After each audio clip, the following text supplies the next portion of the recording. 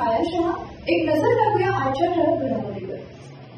48 लोकसभा निवडणूक प्रमुखाची घोषणा आम्ही करतोय आणि ऑक्टोबरमध्ये होणाऱ्या विधानसभा निवडणुकीकरता 288 विधानसभा निवडणूक प्रमुख आज आम्ही घोषित करतोय. भाजपा सेना युतीचे 45+ खासदार मोदीजींच्या नेतृत्वात देवेंद्रजी एकनाथजीच्या समन्वयाने प्रचंड बहुमताने विजयी व्हावेत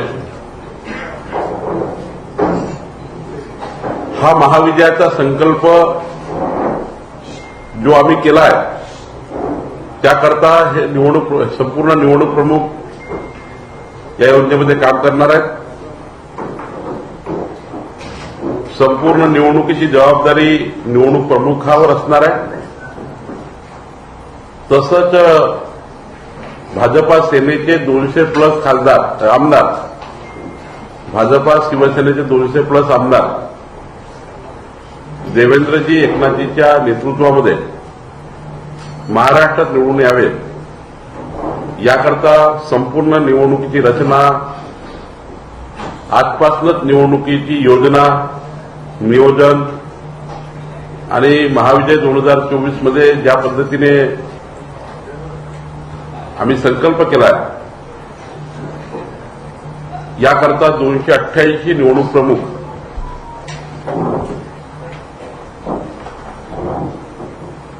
पूर्ण वेळ या ठिकाणी आजपासून कामाला लागणार आहे. त्यांची घोषणा 288 नावं मी तुम्हाला संपूर्ण पीडीएफ देतो आहे. साधारण लोकसभेची नावं लोकसभा निवडणूक प्रमुखाचे मी या ठिकाणी जाहीर करतोय. मुंबई उत्तर योगेश सागरजी, मुंबई उत्तर पश्चिम अमित साटम, मुंबई उत्तर पूर्व भालचंद्र सिरसाट, मुंबई उत्तर मध्य परागजी अळवणी, मुंबई दक्षिण मध्य प्रसाद लाड, मुंबई दक्षिण मंगल प्रसाद लोढा, ठाणे विनयजी सहस्त्रबुद्धे, भिवंडी मधुकरजी मोहोपे, कल्याण शशिकांतजी कांबळे, पालघर नंदकुमार पाटील, मावळ प्रशांत ठाकूर, रायगड सतीश धारप, रत्नागिरी सिंधूर प्रमोद जठार, कोल्हापूर धनंजय महाडिक, हातकलंगणे सत्यजित देशमुख, सांगली दीपक आबासाहेब शिंदे, सातारा अतुलजी भोसले, सोलापूर जी राखीव आहे तिकडे विक्रम देशमुखजी, माळा प्रशांत परिचारक,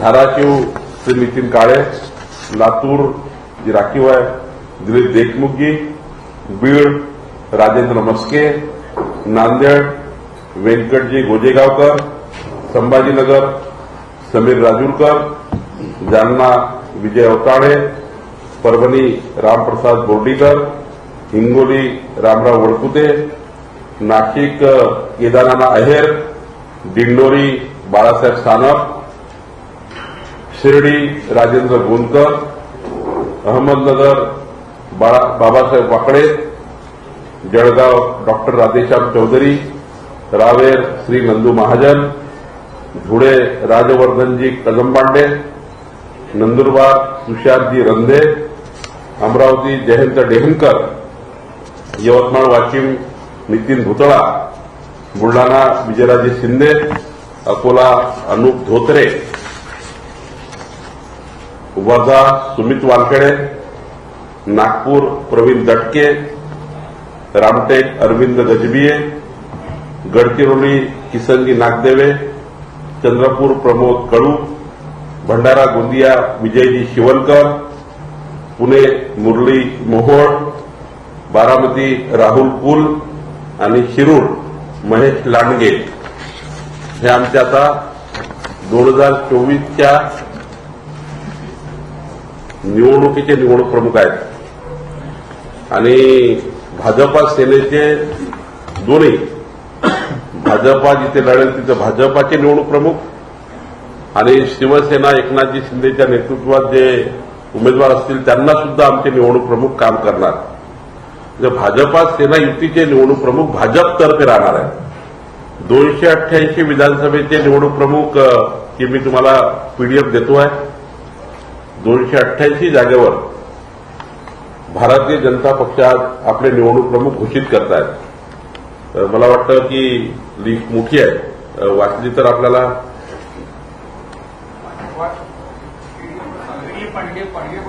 पीडीएफ चालेल. पीडीएफ चालेल, ठीक आहे. तर मोदी @9चेही मोठ्या प्रमाणावर 11 कार्यक्रम जे आम्ही योजना केली आहे केंद्रीय भाजपाने. मोदींच्या 9 वर्षाचा कार्यकाळ 11 कार्यक्रमाच्या माध्यमातून 3 कोटी घरापर्यंत पोहोचवण्याची योजना मोदी @9 सुरू झाली आहे. 30 मे ते 30 जून आणि त्या संदर्भाने 10 तारखेला माननीय अमित भाई यांची जाहीर सभा संपर्क ते समर्थन ही जाहीर सभा नांदेडला 5:30 वाजता 10 तारखेला होते आहे. लवकरच एक सभा माननीय राष्ट्रीय अध्यक्षाची होईल. आम्ही प्रयत्न करतोय की माननीय पंतप्रधान मोदीजींची एक सभा महाराष्ट्रात व्हावी. केंद्रीय नेतृत्वाच्या नितीनजी आणि सर्व केंद्रीय नेतृत्वाच्या सभा 48 लोकसभेत व्हाव्या. 288 विधानसभेतही मोठ्या प्रमाणावर सभा व्हाव्यात. आमचे या अभियानाचे प्रमुख रवींद्र दरेकर या ठिकाणी आहेत आणि या सभाच्या माध्यमातून 3 कोटी जनतेपर्यंत घर चलो अभियान 3 कोटी परिवारामध्ये एका विधानसभा मतदारसंघात 60,000 घरी आम्ही जातोय. सरळ ॲपमध्ये मोठ्या प्रमाणावर नोंदणी करतोय. महाराष्ट्राच्या सरकारच्या आणि केंद्र सरकारच्या कामाचा संपूर्ण एक पुस्तिका घरोघरी आम्ही पोहोचवतोय. टिफिन बैठकाही सुरू केलेल्या आहेत. माननीय देवेंद्रजींनी नागपूरमध्ये बूथवर आमच्या काम करणारे प्रमुख आणि शक्ती केंद्र 5 बूथला एक शक्ती केंद्र असतो आमच्याकडे, अशी टिफिन बैठक 4 तास घेतली. मी काल अक्कलकोटमध्ये सोलापूर जिल्ह्यात अक्कलकोट विधानसभेमध्ये श्री स्वामी समर्थाचं दर्शन घेऊन एक टिफिन बैठक मी घेतली. 500 भारतीय जनता पार्टीचे पदाधिकारी, बूथ प्रमुख, शक्ती केंद्र प्रमुख हजर होते. महाराष्ट्रात संपूर्ण 288 विधानसभेत टिफिन बैठका होणार आहे. आमचे प्रत्येक कार्यकर्ते आपल्या घरी टिफिन घेऊन येतील आणि आम्ही सोबत 3 तास 4 तास सोबत कार्यकर्त्यांसोबत बसणार आहोत. खरं तर जे सरकार आपण निवडून दिलंय जनतेने, केंद्रातलं आणि राज्यातलं, या सरकारने जे मतदान जे आम्ही घेतो, शेवटी आमची भूमिका आहे मताचं दान म्हणण्यापेक्षा मताचे कर्ज समजून आपण सरकारमध्ये आल्यावर केलेलं काम हे जनतेला काम करून कर्ज आणि व्याज परत करण्याची भूमिका भारतीय जनता पार्टीची नेहमीच राहिली आहे. जो मॅन्युफॅक्चर आम्ही देतो तो मॅन्युफॅक्चर सरकारमध्ये आल्यावर पूर्ण करून कसा जनतेपर्यंत जाईल याकरता प्रत्येक वर्षीचा लेखाजोखा आम्ही समाजापर्यंत पोहोचवतो. 9 वर्षाचा लेखाजोखा असाच आहे की माननीय मोदीजींनी जो मॅन्युफॅक्चर दिला होता तो मॅन्युफॅक्चर 9 वर्षामध्ये त्या मॅन्युफॅक्चरच्या बाहेर जाऊन खूप काम केलं आहे. ते काम आम्ही पोहोचवतो आहे. देवेंद्रजी एकनाथजीचं सरकारचं काम आम्ही पोहोचवतो आहे. खरं तर समाजामध्ये मतदानानंतर काय परिस्थिती निर्माण झाली आहे, राज्य किती पुढे गेलं, देश किती पुढे गेला हे जनतेला कळलं पाहिजे.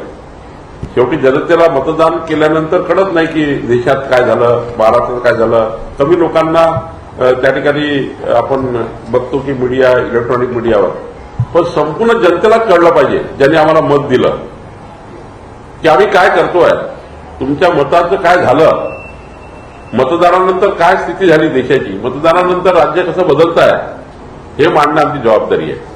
आणि म्हणून आमचे निवडणूक प्रमुख जे आहेत विधानसभेचे आणि लोकसभेचे, हे संपूर्ण निवडणूक प्रमुख अशी योजना करणार आहोत की महाराष्ट्रातल्या जास्तीत जास्त घरापर्यंत सर्व समाजापर्यंत पोहोचवण्याची आमची योजना आहे.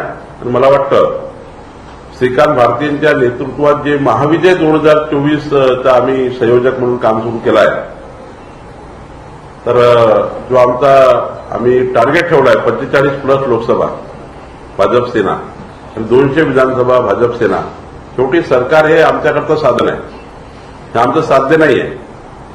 साधन आमच्याकडे आम्ही याच्याकरता सरकार असतं की याच्यातनं आम्हाला महाराष्ट्राला क्रमांक 1 करण्याचं व्हिजन जे देवेंद्रजी एकनाथजीमध्ये आहे, त्या व्हिजनला सरकार लागतं. महाराष्ट्र जर देशात क्रमांक 1 वर आणायचं असेल तर देवेंद्रजी एकनाथजीला जे व्हिजन आहे त्या व्हिजनला संघटनेचं पाठबळ द्यावं लागतं. कारण संघटनेशिवाय आम्ही निवडणुका लढत नाही किंवा निवडणुका संघटनेच्या भरोश्यावर लढतो. आणि त्यामुळे निवडणूक प्रमुख आणि आमची व्यवस्था उभी करावी लागतं. आणि देशामध्ये मोदींच्या नेतृत्वात जगातला सर्वोत्तम भारत जी संकल्प मोदीजींनी केला आहे, त्या संकल्पाला साथ देण्याकरता 45 आम्ही लोकसभेचा टार्गेट तयार केला आहे. मला वाटतं आम्ही यातनं पुढे जाऊ.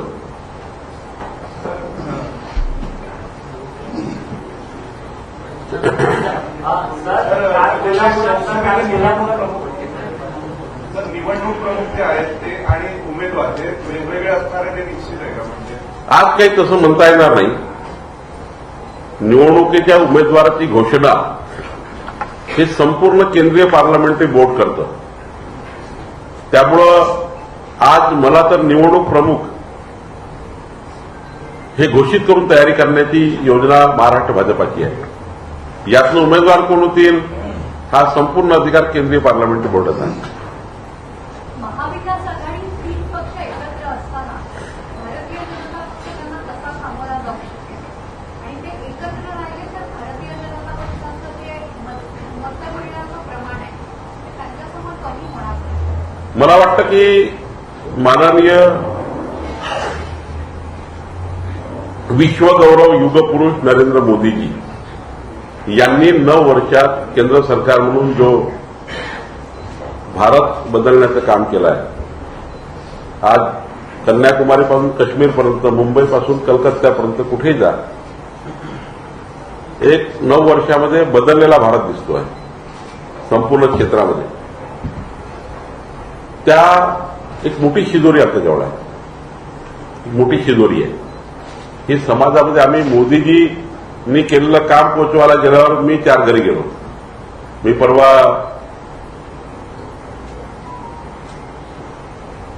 आमचे 2 महत्वाच्या घरी जाऊन आलो. एक साजिद नाडियावाला आणि बोनी कपूर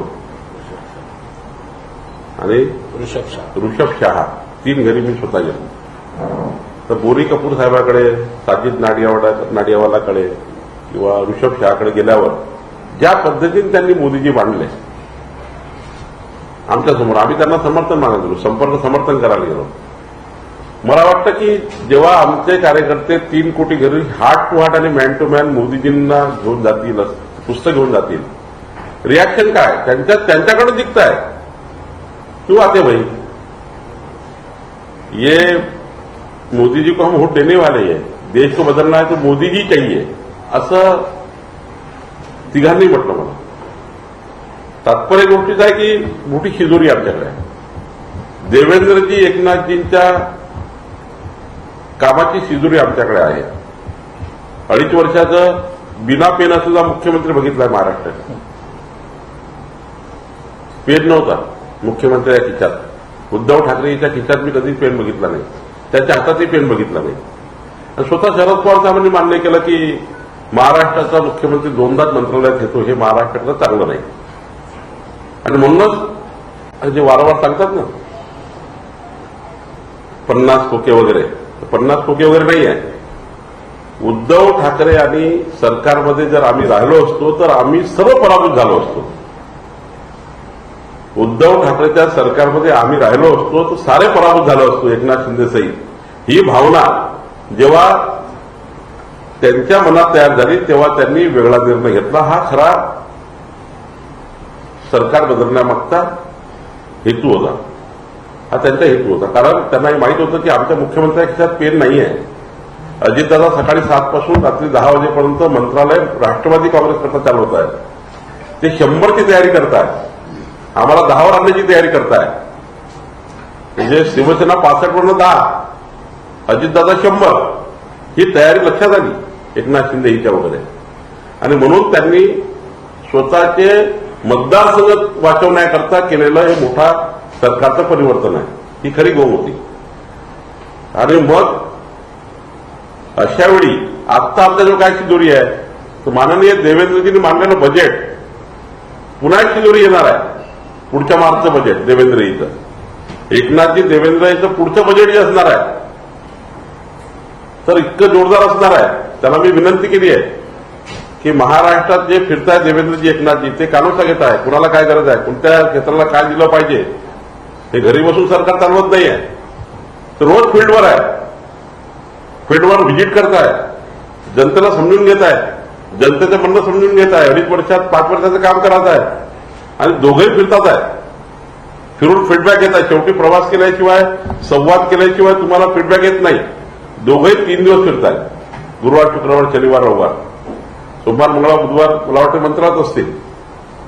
प्रवास करताय आमचे मंत्री.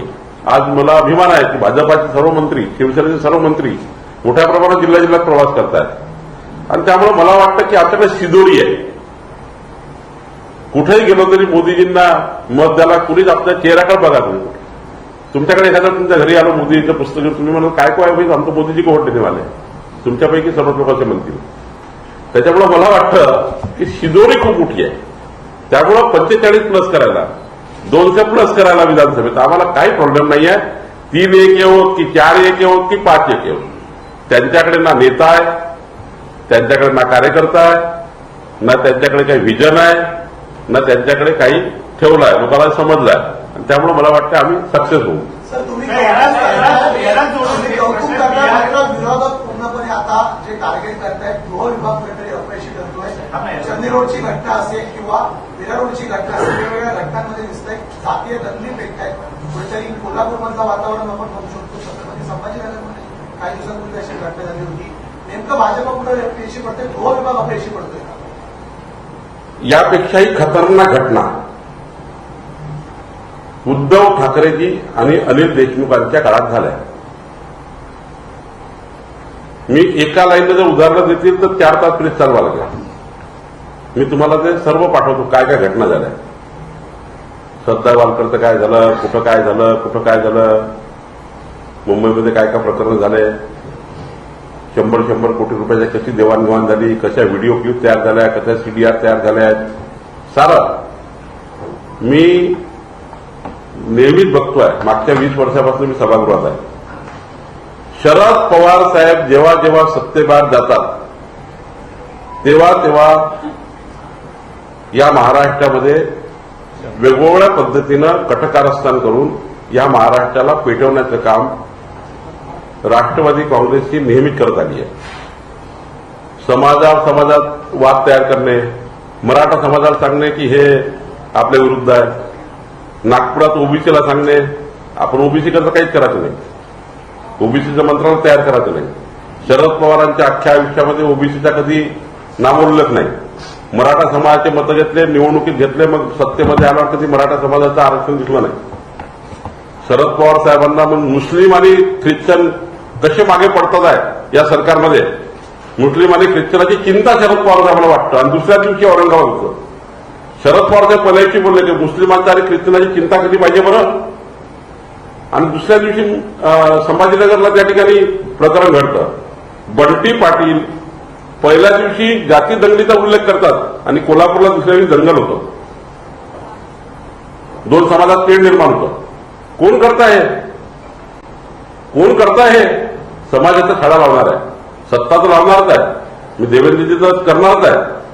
पण जाणीवपूर्वक या महाराष्ट्रामध्ये सर्व स्तरावर भारतीय जनता पार्टी आणि देवेंद्र फडणवीस यांना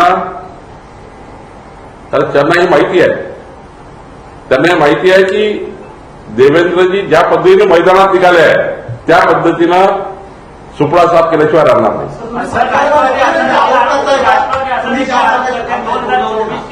लोकसभा निवडणुका डोळ्यासमोर ठेवून अशा तक्रारी करतात राष्ट्रवादी. कोण करतायत? काय परवा काय म्हटलं शरद पवार साहेब? हे सरकार बसताना का नाही बोलले? म्हणजे ते सरकारच्या बाहेर जातात तेव्हा सामाजिक उल्लेख करतात. शरद पवार साहेबांनी काय म्हटलं की मुस्लिम आणि ख्रिश्चन यांच्याबद्दल मला चिंता वाटतं. आणि दुसऱ्या दिवशी संभाजीनगरला घटना होते. बंटी पाटील 2 दिवसामध्ये म्हणतात की दंगली होऊ शकतात, तेढ निर्माण होऊ शकतं, दुसऱ्या दिवशी परिस्थिती निर्माण होते. खरं तर मी 50 गोष्टी सांगू शकतो. सत्तेच्या बाहेर गेल्यावर समाजाला कसं कसं भडकवलं, मराठा समाजाला कसं भडकवून मोर्चे काढायला लावले. मराठा समाजाचं आरक्षण देण्याचा कधीच सत्तेमध्ये निर्णय घेतला नाही, देवेंद्रजींनी घेतला. मग ओबीसी समाजाला कधीच काही दिलं नाही. नागपुरात मोठ्या मोठ्या गोष्टी करतायत. मग त्या ठिकाणी मुस्लिम समाजामध्ये तेढ निर्माण करतायत. जेव्हा सत्तेमध्ये जातात तेव्हा मुस्लिम समाजाकरता काही बोलत नाही. अल्पसंख्याक मुस्लिमाकरता भारतीय जनता पार्टी काम करते, पण मुस्लिमाला सांगताय तुम्ही असुरक्षित आहात, मागासवर्गीयाला सांगताय तुम्ही घटना बदलून द्या. म्हणजे जेव्हा जेव्हा शरद पवार साहेबांनी राष्ट्रवादी काँग्रेस सरकारच्या विरुद्ध बाहेर गेली तेव्हा तेव्हा त्याला सारं आठवतं. आणि सरकारमध्ये आल्यावर मात्र उद्योगपती आठवतात, बिल्डर आठवतात. मग त्यांना त्या ठिकाणी सारं विसरतात. ते मुस्लिम विसरतात, मागासवर्गीय विसरतात, ओबीसी विसरतात, सारं विसरतात. मी तुम्हाला फानभर उदाहरणं दिलं का? हे इनामिना टिका महाविकास आघाडी, इनामिना टिका महाविकास आघाडी ही आत्ता भावचडलेली आहे. दोघंही मैदानात आहेत, देवेंद्रजी एकनाथजी. आणि त्यामुळे मला वाटतं जाणीवपूर्वक या महाराष्ट्र अशांत करणे, गृह विभागामध्ये डायरेक्ट टार्गेट करणे आणि देवेंद्रजीला टार्गेट करून त्याची इमेज कमी करण्याचा प्रयत्न किती राष्ट्रवादी काँग्रेसने केला तरी या महाराष्ट्रामध्ये जनतेला समजत आहे की सत्तेपासून दूर गेलेले हे जे असंतुष्ट लोक आहेत ते असं कटकास्थान करत आहेत.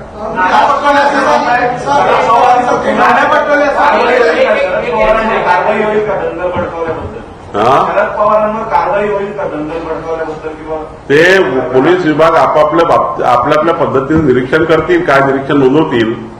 पण मला हे म्हणायचं आहे, 1 दिवसापूर्वी असं स्टेटमेंट येतं, ट्वीट येतं, दुसऱ्या दिवशी त्या ठिकाणी संभाजीनगरमध्ये घटना घडतं. बंटी पाटील बोलतात, दुसऱ्या दिवशी घटना होतं. कुणावर आरोप आहे? हा आमच्यावर आरोप आहे का? आम्ही भडकवलं का?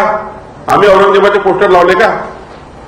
आम्ही त्या ठिकाणी कोल्हापूरची घटनेमध्ये कोण जबाबदार आहे? दिसेल तुम्हाला. गृह खातं करेल काय करायचं. परसेप्शन काय आहे? तुम्ही आम्हाला सांगताय की दंगली भडकवण्यामध्ये भाजपाचा हात आहे, दंगली भडकवण्यामध्ये निवडणूक आहे. भारतीय जनता पार्टीने कधी जाती तेढ निर्माण करून मताचे राजकारण कधी केलं नाही.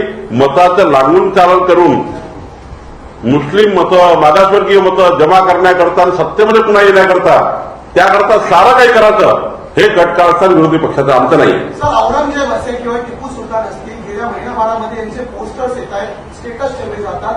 नेमकं कोण मिळत? तुमचा संशय कुणावरती आहे? ते नाव घेऊन सांगा. परवा तुम्ही ट्वीट बघा ना.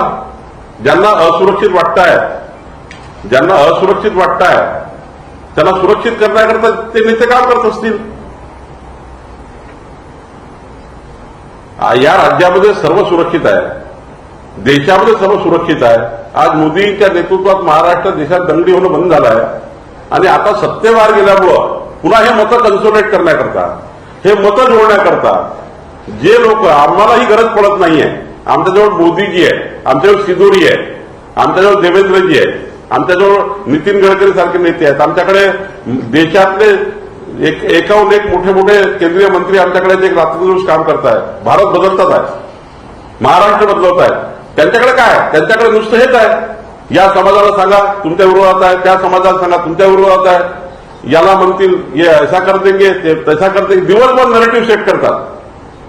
संपूर्ण घटनाला जे जबाबदार आहेत ते विरोधी पक्षाचे काही नेते या महाराष्ट्रामध्ये या पद्धतीने करतात आहे. मी सर्व समाजाला विनंती करेन, मुस्लिम समाज असेल, हिंदू समाज असेल, या लोकांच्या भडकाव्यात जाऊ नका. आरोपीला खरं जर विचारलं ना, चांगलं गृह खात्याने आपल्या पद्धतीनं सांगतील नाव. खरं तर या महाराष्ट्रामध्ये अशांतता पसरवण्याकरता विरोधी पक्ष जबाबदार आहे. सत्ताधारी पक्ष योग्य या ठिकाणी तळा लावतील. आणि मला वाटतं देवेंद्रजी गृहमंत्री आहे, प्रचंड त्यांची क्षमता आहे. 5 वर्ष मुख्यमंत्री गृहमंत्री म्हणून त्यांनी काम केलं आहे. ते शेवटच्याला जातीलच, सांगतील सभागृहात जुलैमध्ये कोणी कोणी काय केलं. त्यांचा तपास सुरू असेल. आज काही मला तेव्हा बोलता येणार नाही. पण मला जी साखळी दिसते, एक ट्विट येतं संभाजीनगरची घटना घडतं, एक ट्विट येतं कोल्हापूरची घटना घडतं. कोण देतं त्याला पाठबळ? कुणाचं राजकीय संरक्षण आहे? आणि मला वाटतं म्हणून या ठिकाणी महाराष्ट्राच्या जनतेने हिंदू, मुस्लिम, मागासवर्गीय सर्व समाजाने एकीकरण करून असे जे दुष्कृत्य करणारे लोक आहेत त्यांना या महाराष्ट्रामध्ये पुन्हा असं होऊ नये, महाराष्ट्र शांत राहावा अशी आमची जनतेला मागणी आहे, जनतेला विनंती आहे. जनतेला विनंती आहे माझी पक्षातर्फे की अशा घटनांपासून दूर राहावं. दुष्कृत्य करणाऱ्या लोकांना तात्काळ पकडून देऊन त्या ठिकाणी अशा लोकांवर कारवाई करण्याकरता सरकारला मदत केली पाहिजे. महाराष्ट्र में क्या अशांति फैलाने के लिए, सरकार को डिस्टेबलाइज करने के लिए ये पॉलिटिकल कॉन्स्पिरेसी हो रही है क्या? यस, हाँ, ये महाराष्ट्र में कई बार हुआ है. जब जब राष्ट्रवादी कांग्रेस और शरद पवार साहब सत्ता के बाहर जाते हैं, ये महाराष्ट्र के 40 साल के 50 साल के इतिहास में कई बार ऐसा हुआ है. सत्ता में जब ये आते हैं तब ऐसी सारी घटनाएं बंद हो जाती है. सत्ता के बाहर जाते हैं तो ऐसा, सत्ता के बाहर जाते हैं तो सत्ता दोबारा लाने के लिए, मतों के राजकारण के लिए ऐसी घटनाएं जानबूझ के तैयार करके ऐसे बिल्कुल तैयारी से ये काम करते हैं. और जो सरकार आती है वो सरकार को डैमेज करने के लिए ये रास्ता बनाते हैं. पिछले 24 घंटे से जो ट्वीट्स आ रहे हैं उसमें फडणवीस का इस्तीफा मांगा जा रहा है, बाइट्स आ रही है उसमें फडणवीस का इस्तीफा मंत्रालय को टारगेट किया जा रहा है. इसको कैसे देखते हैं? जिस दिन फडणवीस साहब को हाथ में लग जाएगा कि जिन आरोपी ने ये किया है, वो आरोपी क्या कहते हैं, वो बराबर खुलासा करेंगे. वो सरकार की जवाबदारी खुलासा करना. लेकिन पार्टी करके मैं बोल रहा हूं कि जब जब 40 साल का इतिहास आप देखेंगे, तब तक जब जब ये सरकार से बाहर गए, तब तब इन लोगों ने सरकार को अशांत करने का निर्णय किया, समाज को अशांत करने का निर्णय किया, सरकार को हिलाने का निर्णय किया. और ऐसे निर्णय करके ही इन लोगों ने अपनी पार्टी चलाई और अपने संगठन चलाए. हमारे इम्तियाज जलील ने 2 सवाल उठाए बीजेपी को लेकर. पहला उन्होंने कहा कि 75 सालों में औरंगजेब और टीपू सुल्तान के तस्वीरों को लेकर कोई बातें सामने नहीं आती, लेकिन जैसे ही बीजेपी की सरकार आती है तो औरंगजेब भी आ जाते हैं और टीपू सुल्तान भी बाहर आ जाते हैं. दूसरा, टीपू सुल्तान की जो तस्वीर है ओरिजिनल वो लोकसभा सदन में रखी गई है, क्या उसे भी हटाने की बात की जाएगी? दूसरा, खुद गृह मंत्री देवेंद्र फडणवीस है, वो क्यों नहीं जांच करते? अगर वो आरोप लगा रहे हैं तो उनके हाथ में खाता है, क्यों नहीं जांच करते? देखिए, मोदी जी की सरकार 9 साल है और देवेंद्र जी की सरकार 5 साल चली पिछले बार. कभी कुछ हुआ है? अभी सरकार से जाने के बाद जिस प्रकार से उनको सरकार में आने का लिए जो उतावलापन है, हम पूरे पार्टी की एक करके हम मोदी जी को सरकार से हटाएंगे, देवेंद्र जी, एकनाथ जी को हटाएंगे, ये जो उनके मन में आया हुआ है ना, इस वजह से ये समाज के वोट लेने के लिए, सामाजिक वोट लेकर हम सरकार में आ सकते हैं, हम इनको हराना चाहते हैं तो इस प्रकार से हराना चाहते हैं. ये सब प्लान बना के भारतीय जनता पार्टी के खिलाफ एक वातावरण तैयार करना चाहते हैं.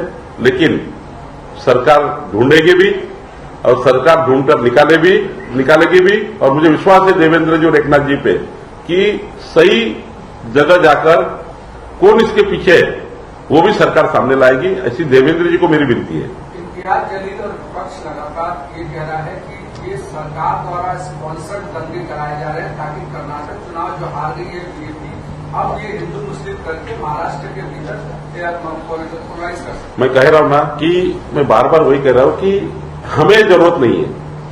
हमारे पास मोदी जी का इतना बड़ा काम है, हमारे पास देवेंद्र जी, एकनाथ जी का बड़ा काम है. हम एक काम के ऊपर चुनाव जीतते हैं. हम वोट्स का कर्जा वापस देना चाहते हैं काम करके। हमारी पार्टी की यही विचारधारा है। लेकिन जिनके पास विचारधारा नहीं है, जिनके पास अभी कुछ बचा नहीं है, वो लोग ये बिजनेस करते हैं। ये जो बिजनेस करते हैं वही कहते हैं, हमारे मन में तो कभी आता नहीं है। नाना पटोले असं म्हणतात की टीआरएस जो पक्ष आहे तो भाजपने एक दुकान म्हणून घेऊन आलेले आहेत, कारण की मतांचं विभाजन करण्यासाठी अशा पद्धतीची नवीन नवीन दुकानं उघडली जातात निवडणुकीच्या काळामध्ये। बी टीम आहे भाजप। नाना पटोलेजीबद्दल आता काय त्याच्या वैचारिक पातळीबद्दल बोलावं। त्यांना जिथे थेट तयार होतो त्यावेळी त्यांना बी टीम दिसते, सी टीम दिसते, डी टीम दिसते। वज्रमूठ ढिली पडण्याची, सैल पडण्याची परिस्थिती निर्माण झाली आहे आणि आता मोठ्या प्रमाणावर पक्षप्रवेश भारतीय जनता पार्टीत होणं सुरू झालं आहे आणि म्हणून आता उद्याचा होणारा पराभव नाना पटोलेला लवकरच दिसतो आहे आणि म्हणून त्यांनी आता ए टीम, बी टीम, सी टीम म्हणणं चालू केलं आहे। ही बी टीम कोणाची आहे हे नाना पटोलेला माहित आहे। त्यांनी आपले माणसं पाठवले आहेत मोठ्या प्रमाणावर। एक सवाल ये है कि आपने आज अनाउंसमेंट किया 18 जो 48 लोकसभा सीटों के लिए प्रभारी, उसमें कई विधायक, चुनाव प्रमुख, इलेक्शन इंचार्ज, चुनाव प्रमुख, तो उसमें कई विधायक भी हैं। क्या विधायकों को ये एडिशनल जिम्मेदारी दी जा रही है अपनी विधानसभा छोड़ के, और या फिर उनकी जगह नए उम्मीदवार बीजेपी करेगी इसलिए उनको अभी से नई जिम्मेदारी दे दी गई? जो 48 लोकसभा के इलेक्शन इंचार्ज है, कई विधायक भी है, कद्दावार नेता है जो उस सीट के लिए इलेक्शन इंचार्ज करके काम करेंगे। इलेक्शन इंचार्ज अगर सही रहा तो लड़ाई सही होगी। हमारे 288 विधानसभा के जो हमने इलेक्शन इंचार्ज बनाए वो भी हमने ऐसे ही किए है। हम लड़ाई विचारों से, विकास से लड़ना चाहते हैं, इसलिए कद्दावर नेता चाहिए चुनाव के लिए। महाविजय 2024 का हमने जब ऐलान किया है तो उसके लिए हम जो इलेक्शन इंचार्ज करके आज से ही 1.5 साल बाद होने वाली विधानसभा, 1 साल बाद होने वाली लोकसभा, हमने अभी से मोदी जी का और देवेंद्र जी का, केंद्र सरकार और राज्य सरकार का डेवलपमेंट का एजेंडा, आने वाले दिनों में हम क्या करना चाहते हैं वो एजेंडा, और 2024 के बाद 2029 तक क्या करना चाहते हैं देश में वो एजेंडा, ये तीनों लेकर जनता के पास जाने के लिए कद्दावार नेता की टीम चाहिए। इसलिए हमने इलेक्शन इंचार्ज घोषित किए हैं और ये शिवसेना भाजपा के दोनों कैंडिडेट के लिए है। शिवसेना भाजपा के दोनों कैंडिडेट के लिए हमारा इलेक्शन इंचार्ज है। जहां एकनाथ जी शिवसेना के माध्यम से लड़ेंगे उनको लिए भाजपा का हमारा इंचार्ज काम करेगा। हमने कहा है कि शिवसेना को हम भाजपा के कैंडिडेट से भी ज्यादा बल देंगे, ये चुनाव प्रमुख हमारे काम करेंगे। तुम्ही आता म्हणाल की शिवसेनेच्या उमेदवारांना जास्त प्राधान्य किंवा पाठिंबा दिला जाईल, पण आता तुम्ही पाहिलं तर स्थानिक पातळीवर या दोन पक्षांमध्ये थोडेसे मतभेद दिसत आहेत। काल दिव्यामध्ये मुख्यमंत्र्यांच्या नेतृत्वाखाली विकास कामांचं उद्घाटन झालं, त्यावर भाजपने पूर्ण बहिष्कार टाकला होता। त्यांचं म्हणणं होतं की तिथले पोस्टर्सवर फडणवीस आणि रवींद्र चव्हाण याचे फोटो छापले गेले होते आणि भाजपला ते प्राधान्य देत नव्हते। तर ही समस्या तुम्ही कशी सोडवणार? काही काही ठिकाणी भाजपाचे किंवा शिवसेनेचे आपापल्या नेत्याचे काही कार्यकर्ते वेगवेगळं पोस्टर लावतात, ते कोणी सांगत नाही। ते एकनाथजी सांगत नाही की देवेंद्रजी सांगत नाही किंवा मी सांगत नाही। आता त्या ठिकाणी ते पोस्टर लावल्यावर सत्तेमध्ये दुसऱ्या पक्षाला वाटतं की यांनी लावले, खरं तर आपापले समर्थक हे करत असतात आणि त्यामुळं त्याच्यात काही एवढा वाद होत नाही। आणि आम्ही समन्वय ठेवण्याकरता, त्या निवडणुकीचं पूर्ण निवडून आणण्याकरता, म्हणजे उद्या एकनाथ शिंदेचा जो उमेदवार असेल तो पूर्ण ताकदीने निवडून यावा, भाजपाची पूर्ण क्षमता इथे वापरावी, याकरता कद्दावार नेते आम्ही त्या ठिकाणी नेमले आहेत। असे काही जे काही छोटे मोठे प्रकरण घडले सत्तेमध्ये, युतीच्या सरकारमध्ये या गोष्टी घडणार आहे, काही ठिकाणी असं होणार, काही ठिकाणी तसं होणार, त्यावर समन्वय व्हावा ना, त्या ठिकाणी समन्वय व्हावा ना। भाजप तर कोण समन्वय करेल? तर आमचा निवडणूक प्रमुख करेल, आमचा निवडणूक प्रमुख करेल, समन्वयाची भूमिका ठेवेल आणि 100% एकनाथ शिंदेचे उमेदवार निवडून आणण्याकरता आमचा निवडणूक प्रमुख काम करेल। सर 2024 तुम्ही 2024ची तयारी करताय, मात्र शरद पवार असं म्हणालेले आहेत की देशाचा ट्रेंड बदललेला आहे, त्यामुळे 2024ला आपली सत्ता येऊ शकते। म्हणूनच म्हणूनच महाराष्ट्रामध्ये या पद्धतीचं वातावरण तयार करण्याचं काम त्यांच्याकडनं होत आहे. माझा स्पष्ट आरोप आहे की त्यांना विकासावर जिंकता येत नाही. त्यांनी कधी डेव्हलपमेंटची भाषा केली नाही. त्यांनी कधी एकच काम केलं, समाजात तेढ निर्माण करणे, सत्तेच्या बाहेर गेल्यावर मोठ्या प्रमाणावर समाजात असंतोष निर्माण करणे, वेगवेगळे नरेटिव्ह सेट करणे, डोकं दिवसभर डेव्हलपमेंटवर न लावता नरेटिव्हवर लावणे, मीडियाला नरेटिव्ह देणे, सोशल मीडियाच्या माध्यमातून नरेटिव्ह तयार करणे, भाजपा आणि मोदीजी देवेंद्रजीच्या बद्दल त्या ठिकाणी सोशल मीडियाच्या टीम्स तयार करणे, मोठ्या प्रमाणावर ऑर्गनाइज टीम त्या ठिकाणी पे वर्कर्स तयार करणे, मोठ्या त्या ठिकाणी युनिट उघडणे आणि आतापर्यंत सत्तेचा जो पैसा कमवला तो सत्तेचा पैसा या अशा विषारी प्रचारामध्ये लावून विषारी घटना घडवून ते एकंदरीत महाराष्ट्र अशांत करून देशामध्ये ही स्थिती निर्माण करण्याचा प्रयत्न करतायत. पण मोदीजीवर लोकांचा विश्वास आहे, देवेंद्रजी एकनाथजीवर विश्वास आहे. किती तुम्ही सत्तेचा तुमच्याकडे असलेल्या पैशाचा गैरवापर केला, हा पैशाचा गैरवापर करतात आहे.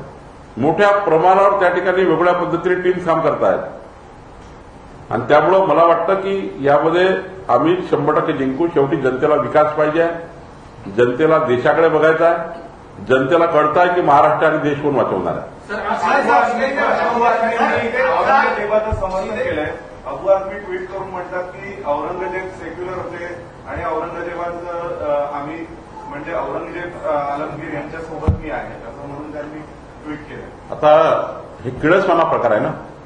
ज्या औरंगजेबानी हजारो लाखो मावळे मारले, ज्या औरंगजेबानी इतिहासामध्ये बघितलं तर कितीतरी आपल्या महाराष्ट्राच्या देशातल्या महिलांच्या त्या ठिकाणी ज्या पद्धतीने अत्याचार केले, कितीतरी हिंदू धर्माचे मंदिरं तोडले, हा इतिहास आपल्यासमोर साक्षी असताना औरंगजेबाबद्दल एवढं प्रेम दाखवणे तर निवडणुकीत जनता नक्की फैसला करेल.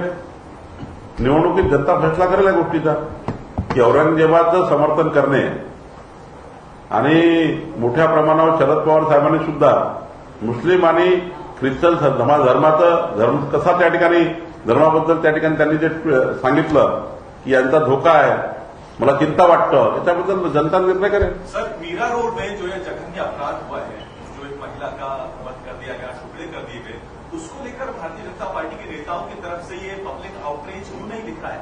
जैसा हमने जब एमपीए की सरकार में जब श्रद्धा वालकर का केस हुआ था, जब आप लोगों की तरफ से इतने पुरजोर तरीके से प्रोटेस्ट हुआ था, इस वक्त तो प्रोटेस्ट क्यों नहीं नजर आ रहा? देखिए, जब सरकार में हम होते हैं तो सरकार की पूरी कार्रवाई अच्छे से होनी चाहिए, इसलिए सरकार की पार्टी उनको विनती करती है. सरकार का काम है, हमारा काम है पूरी तरह से सरकार को इनपुट देना, सरकार में ताकत से देवेंद्र जी और एकनाथ जी को उसके ऊपर कार्रवाई होनी चाहिए. और वो कार्रवाई को लेकर सरकार कितनी गंभीर है ये भी हम देखते हैं. सरकार गंभीर है, वो समय सरकार गंभीर नहीं थी, करके प्रोटेस्ट करने पड़ते थे. ये सरकार इतनी गंभीर है कि गुनहगार को खोज के भी निकालती है, गुनहगार को जल्दी शिक्षा हो उसके लिए भी काम कर रही है. तो सरकार जब काम करती है उस सरकार को पूरी तरह से ताकत देना जवाबदारी संगठन की है. हमारी सरकार काम कर रही है, हमारी सरकार खोज कर निकाल रही है, हमारी सरकार तुरंत जेल में डाल रही है, हमारी सरकार उसको तुरंत अंजाम तक पहुंचाना चाहती है. उसका जो सजा का रेट है, जो आरोपी है उसको तुरंत सजा होनी चाहिए. सजा में कहीं भी कॉम्प्रोमाइज नहीं होनी चाहिए, कोई भी ऐसा बिंदु नहीं छूटना चाहिए कि आरोपी छूट जाए. ये जो महत्वपूर्ण काम है सरकार करती है. घटना हो जाती है, घटना होने के बाद सरकार कितनी एक्टिवली वहां काम कर रही है. एमयूए के सरकार में तो जानबूझ के प्रकरण दबाने का काम कर रहे थे. एमयूए की सरकार में वो सरकार है जो घटना हुई थी उसको दबाने का काम कर रहे थे, करके हम प्रोटेस्ट, हम आंदोलन कर रहे थे, करके हम रास्ते पे आ रहे थे. ये सरकार तुरंत घटना होने के बाद तुरंत वहां पहुंच रही है, काम कर रही है, तुरंत आरोपी को पकड़ रही है. तो प्रोटेस्ट का सवाल क्या था? पिछले दिनों में महाराष्ट्र के कई इलाकों में तनाव देखने को मिल रहा है लगातार. इसके पीछे किसकी साजिश आपको नजर आती है? मैंने कहा ना, सरकार के बाहर जब जाते हैं तब सत्ता में कमाए हुए पैसे का पूरी तरह से ताकत से वापर करके यहां पर ऐसी घटनाएं, महाराष्ट्र को अशांत करने की घटनाएं, महाराष्ट्र को अलग अलग समाजों को भड़काने की घटनाएं, स्पॉन्सर घटनाएं की जाती है. तो इसके लिए जवाबदार आप दिखेगा आगे में आगे. लोकसभा सरकार क्यों करेगी भाई? सरकार को जवाब, सरकार को क्या जरूरत है? देवेंद्र जी एकनाथ जी को ये करने की जरूरत क्या? हमको क्या जरूरत है? हमें तो, हमारे पास तो बताया ना, हमारे पास इतनी सारी चीजें कि हम जनता को वोट ले लेंगे। हमारे पास पूरे विकास की डेवलपमेंट की गाथा है। हमारे पास इतना बड़ा किताब है 9 साल का मोदी जी का, जो हमारे लिए काफी है। देवेंद्र जी एकनाथ जी के सरकार का किताब हमारे पास वो काफी है। माननीय देवेंद्र जी ने 5 साल काम किया, वो हमारे पास किताब है। हम जनता के पास जाएंगे, जनता बोलेंगे हाँ देवेंद्र जी ने काम किया, हाँ एकनाथ जी काम कर रहे हैं, हाँ मोदी जी ने देश को बदल दिया है। पूरा वर्ल्ड बोल रहा है मोदी जी ने देश बदल दिया है। हमारे पास पूरा इतना बड़ा जत्था है जो जनता हमें वोट देगी। जब अपोजिशन के पास कुछ नहीं है, करके अपोजिशन ऐसी घटना करके, ऐसे घटनाओं को तूल देकर इस महाराष्ट्र को अशांत करने का प्रयास कर रही है। महाराष्ट्राच्या विकासाला चालना द्यायला आपल्याला मंत्रिमंडळ विस्ताराची गरज वाटते. हो, 100% मंत्रिमंडळाचा विकास झाला पाहिजे आणि संपूर्ण जिल्ह्याला पालकमंत्री मिळाले पाहिजे. जनतेची सुद्धा हीच मागणी आहे. मी एकनाथजींना तशी विनंती केली आहे. एकनाथजी लवकरात लवकर विस्तार करतील अशी अपेक्षा आहे. युती सरकार आलं तेव्हा शरद पवारांनी, म्हणजे एकदा गोपीनाथ मुंडेंनी सभागृहात असं म्हटलं होतं की गेल्या 5 वर्षात एकही दंगल महाराष्ट्रात झाली नाही. आणि तेव्हा मला वाटतं पवारांनी त्याचं उत्तर असं दिलं होतं किंवा विरोधी पक्षांनी की दंगल करणारे सत्तेत बसल्यावरती दंगली कशा होतील. आणि आज मात्र ते शरद पवार असं म्हणतात की सत्तेत बसलेले दंगली घडवतात. तर याबद्दल तुम्ही काय सांगा? पवार साहेबांचा हाच एक त्यांचा स्वभाव आहे की सत्तेमध्ये असल्यावर पवार साहेब कसे वागतात आणि सत्तेवर नसल्यावर पवार साहेब कसे वागतात. आणि त्यामुळं सत्तेवर नसल्यानंतर पवार साहेब किंवा त्यांचे जे लोक आहेत, ज्या पद्धतीने नरेटिव्ह सेट करतात की सरकारमध्ये अस्वस्थता निर्माण करणे, सरकारबद्दल लोकांचं मत खराब करणे, याकरता काय वाटेल त्या गोष्टी करायच्या आहेत. आणि त्याचे उदाहरणं तुम्हाला दिसत आहेत. पण जनतेला कळतायत कोण करतायत. सत्ताधारी पार्टी कधी अशा घटनाला करू शकत नाही, अशा घटनाला समर्थन करू शकत नाही. सत्ताधारी पार्टी उलट हा महाराष्ट्र शांत कसा राहावा याकरता काम करतं. सत्ताधारी पक्ष सुद्धा असंच काम करतं. अशांत करणे, मताची जुळवाजुळव करणे, मताचं लागून चालून करणे, मताकरता काही त्या ठिकाणी एकत्रित येऊन सरकारला पुन्हा पुढच्या वेळी सरकार येणे 2024 मध्ये हे स्वप्न बघणे, याकरता कराव्याच्या कृती म्हणून हे लोक करतात आहे. सर, जब लोग एकत्र हो रहे तो प्रशासन क्यों नहीं रुकती है? बात उसी दंगा का नाम देकर उसमें राजनीति हर पार्टी के लोग देखिए, किसको मालूम होता है, किसको उस समय मालूम रहेगा कि औरंगजेब का ऐसा वो करने वाले हैं. ये लोग जिस प्रकार के नेता लोग स्टेटमेंट कर रहे हैं, अपोजिशन पार्टी के नेता लोग जिस प्रकार से समर्थन में स्टेटमेंट कर रहे हैं, इस वजह से उनको सपोर्ट मिलता है घटना करने वालों को, दुर्घटना करने वालों को, और जो ये कृत्य कर रहे हैं उनको.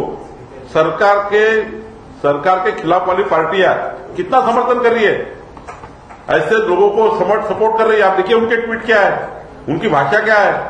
आज ये जरूरत है क्या ये भाषा करने की? आप उनको बोलिए, उनको पूछिए कि ये जरूरत है क्या आपको? क्या जरूरत थी शरद पवार साहब को ये बोलने की कि मुस्लिम और क्रिश्चियन समाज के बारे में मुझे चिंता लग रही है? क्या जरूरत थी उनके जैसे नेता को ये बोलने की? क्या जरूरत थी परसों वहां पर कोल्हापुर में बोलने की कि यहां पे दंगा हो सकता है? फिर किसको तूल मिलती है? औरंगजेब का फोटो लगाने के लिए किसको तूल मिलती है? परसों अगर अबू आदमी जी ऐसा स्टेटमेंट देंगे कि औरंगजेब उनके लिए सब कुछ है तो कैसा होगा? फिर इस महाराष्ट्र ने दुख सहे है ना.